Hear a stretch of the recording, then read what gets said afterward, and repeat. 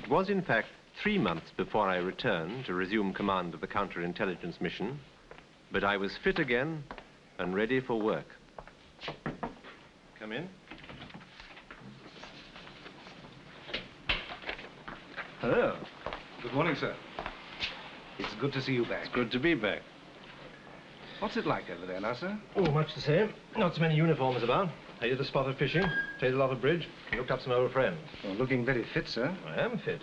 What was the matter, sir? Overstrain, overwork. You'll be next. Yes, sir. How are things? Not too good, sir. What's been happening? You're short of staff, sir. While you were away, the Americans applied for 2 of our men to help them out. Then the British applied for 2, and then the Canadians applied for 2. It's a kind of game, sir. They're supposed to be on loan, but I think we've said goodbye to them. Who are they?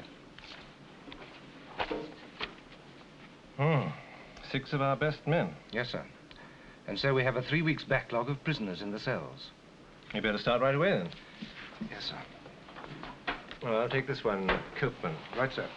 You found yourself a wolf in wolf's clothing. I'll have him brought in, sir.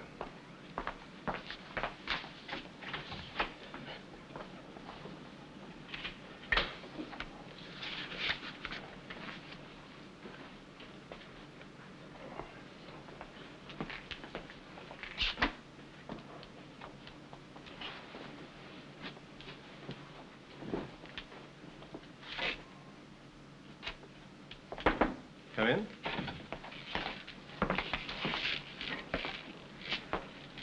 Would you sit down, please?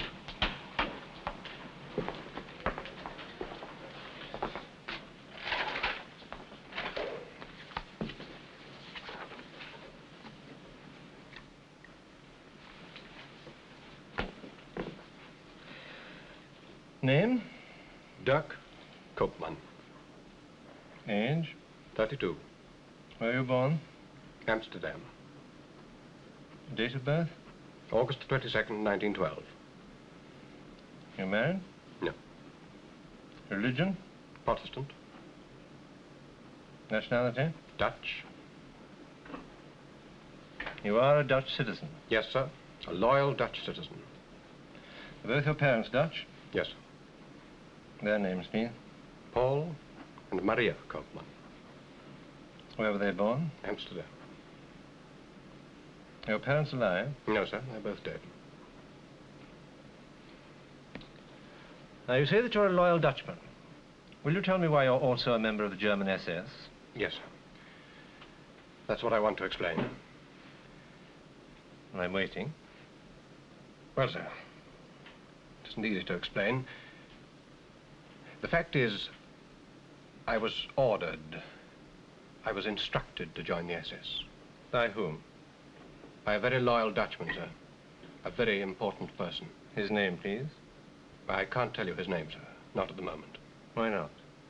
Before I tell you anything, sir, I have a request to make. You're in command here. Yes? Will you transfer me to another wing, sir, and let me get out of this uniform? For 2 weeks, I've been cooped up with a bunch of Dutch Nazis and collaborators. It's dangerous for me, sir. They are dangerous people. Why is it dangerous? Most of them are here because of me, sir. If I begin to tell you, and it were to leak back... It won't leak back. The security in this place isn't as good as you think it is, sir. I know. I've been here for 2 weeks. So you want to be transferred to another wing? Yes, sir. And you want to get out of that uniform? Yes, sir. I should have thought that you'd be proud of it. No, sir. You say that you were instructed to join the SS. Were you also instructed to win the Iron Cross? No, sir. That red ribbon in your uniform tells me that you were awarded an Iron Cross. It's awarded for bravery. Yes, sir. Did you win it in battle? Yes, sir. Well, tell me about it. As a soldier in the SS, sir, I had to conduct myself as a good soldier to do my other job. Oh? What was that other job? As I told you, sir, I was instructed to join the SS. I was to obtain information about the Dutch Nazis in the regiment, sir, particularly the officers, but also the men, and to pass this information on. Also, I was to try to find out the names of Dutch collaborators, the 5th columnists who were working with the regiment, sir. Who did you pass this information on to?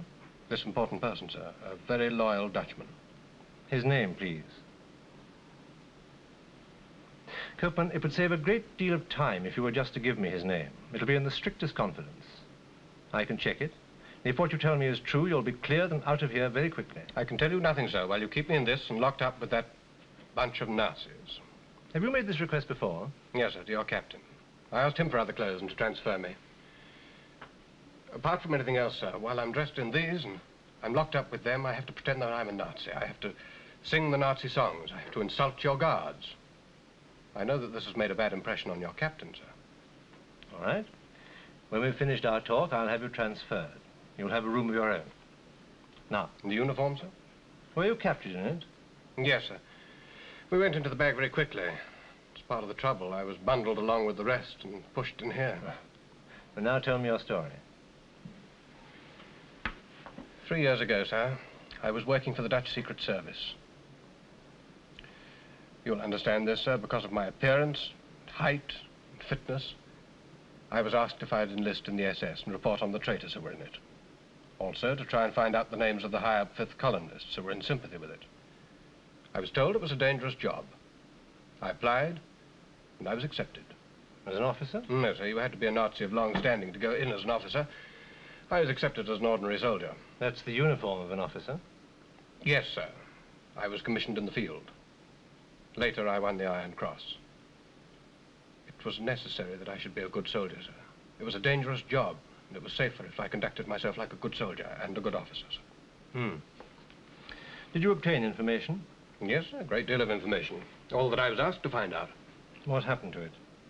I passed it on, sir. To this important person? No, sir, we didn't work like that. I had to report once a month to one of his liaison officers. How did you pass on your information? Did you go to his office? No, sir, we always met in the open. Where? At the time I was stationed in Rotterdam, we used to meet on the dockside, the bunkers. Well, how did you pass on the information? In writing? No, sir, that would have been dangerous. We just walked along the dockside and I told him. And that way it was fairly safe. A German, a Gestapo agent, wouldn't take any notice of a Dutch civilian in friendly conversation with an SS man. You met this man often? Once a month, sir. And you walked about the dockside talking to him? Yes, sir. But if you can't tell me the name of your chief, at least you can tell me the name of this liaison officer. I'm afraid not, sir. Why not? He isn't so important. He'd be a junior officer.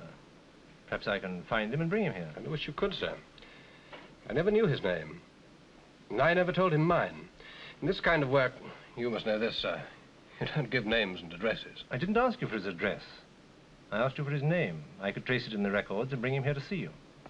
I never knew his name, sir. Well, let's come back to your chief. There must be some little thing that you can safely tell me. So far, you've said that he was a loyal Dutchman and a very important person. You've mentioned the Secret Service. Was he in the Secret Service? Yes, sir.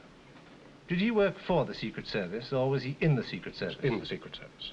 And you're saying that you worked for the Secret Yes, Service? Was he a junior officer in the service or a senior officer? A very senior officer, sir. You worked directly to him? Yes, sir. But to have undertaken such a dangerous assignment, you must have had good assurance that he was a very senior officer. You must have known his name. What was his name? As you know, sir, there are some names that one never mentions. It was pointed out to me that if you're working for the service and you're caught, you're in trouble. No one will help you. You're on your own. I hadn't realized it was quite so true. I'm trying to help you. I think you're putting me in a very serious position, sir. If you don't mind, I'll see this through in my own way. What do you mean by that? Please forget all I've told you. Return me to my cell with the Nazis and the collaborators. Be safer, and I can work it out from there, sir. As you wish. But please remember, Copeman, the facts are these. You were captured 2 weeks ago wearing the uniform of an officer of the SS. You were captured together with other SS officers. You're a holder of an Iron Cross. To be an officer in the Dutch SS, you must be an all-out Nazi. On the facts, that's what you are. Now, you come here and tell me a story, but it's a story without facts or proof. You give me no facts that I can confirm, nothing that I can check. You say you have this name. Believe me, Copeman, I know far more about the intelligence service than you do.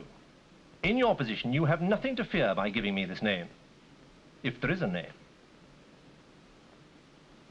You say you can't reveal it just at the moment. And if you can't reveal it in the privacy of this room, where will you reveal it? In open court? Does that make sense? No. Doesn't make sense. I'll tell you. His name, please. Pinto. Colonel Pinto. Pinto. Did you meet him often? Yes, sir. Can you describe him? Well, it isn't easy.